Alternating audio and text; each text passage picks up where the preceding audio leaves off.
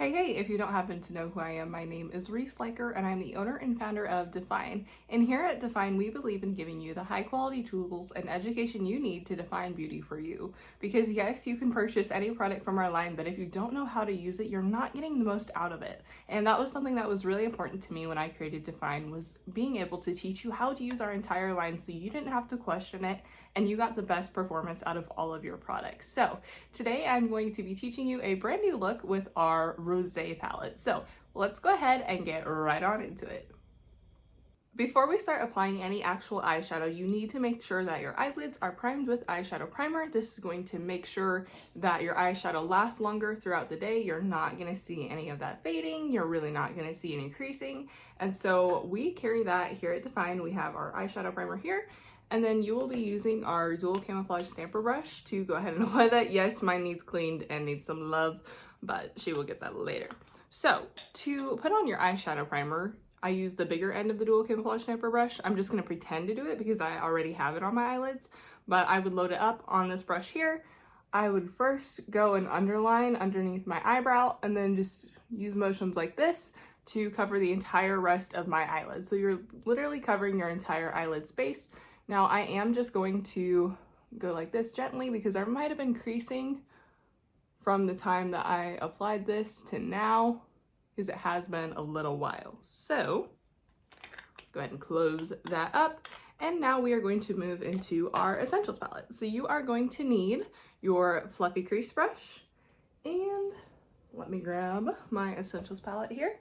The first color we will be using is the white inside of there. So I have my essentials palette from Define, and we're going to load up this white on the fluffy crease brush, tap off any excess, and we're applying this from the start of our brow up to the arch. So pat press motions to apply. There's a little something in my eyebrow. Gotta get that little flake out. Anyways, that happens sometimes. You know, not all makeup is flawless and smooth sailing on camera, but that's okay. That's all good. I can correct it later. So pat press from the start of your brow up to the arch, and then bring that down towards the inner corner of your eye. So pat press, bringing that down. Now we are good to go to move into our Rosé palette for the rest of the tutorial. So take your fluffy crease brush, swipe it on a towel, and then grab your Rosé palette, and we are going to load up the white from here. Pretty true tone white. I don't really find it to be very cream or beige, and there's no shimmer to it, so it is a matte. Now we're going to pat press from the arch all the way down our tail to apply that white. Really making sure that it sticks to the primer, getting the inner corner of the eye after that. Same thing on the other side here. Pat press. And in the inner corner here as well. Boom, that is done, and we are ready to move on to the next color. Take your brush, swipe it. I've gotten so much better about swiping it on a towel. For those of you who have not been watching me for a while, I have a really bad tendency to swipe my brushes on my hands so it ends up looking like I'm bruised or something. But you know what? I've gotten better, and I have committed to having a towel by my side. So now my hands don't look gross after I do eyeshadow. So taking your fluffy crease, we're going to load up that peachy pink. Tap off any excess, and we are going to feel for your brow bone. You're going slightly on top of / slightly underneath it to apply. Really, we're just creating that transition color, which essentially creates a contour on your eyelid. So we're pat pressing that first 50% of the way over, and then I'm going to gently blend down towards the inner corner of my eye for that remaining 50% of the way. And I'm using very light pressure, gentle back and forth motions to kind of soften and blend that out. Same thing over here. Pat press, first 50% of the way. Grabbing a little bit more here. And then I'm going to blend gently down towards the inner corner of my eye, not quite hitting it. Back and forth. Go ahead and swipe your brush. And we're going to use the fluffy crease again to blend, making sure that it doesn't look like a harsh line or that you can see where it starts and ends. We just want it to give that soft, diffused kind of ombre look. Okay, I think that looks pretty blended to me. I'm now going to take my finger and smooth creasing. Again, it could very easily happen. I know mine likes to do that a lot more in the winter months when it's cold. So that's where I'll just take my finger and dab over the area where I still have eyeshadow primer that doesn't have eyeshadow on it.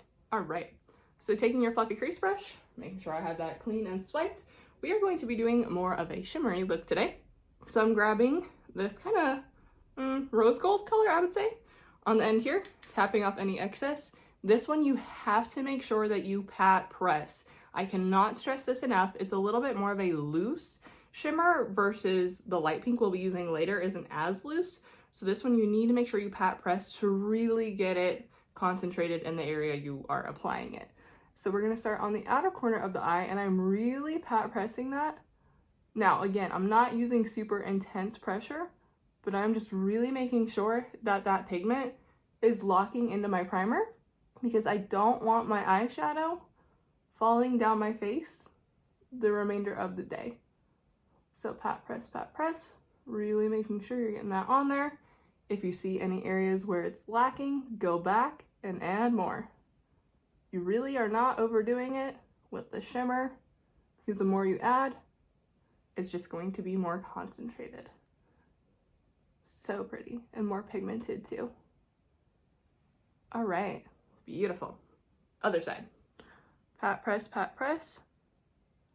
So when you are using this color, yes, it might take a little bit more time, but you're gonna get a lot of payoff from that beautiful shimmery rose gold.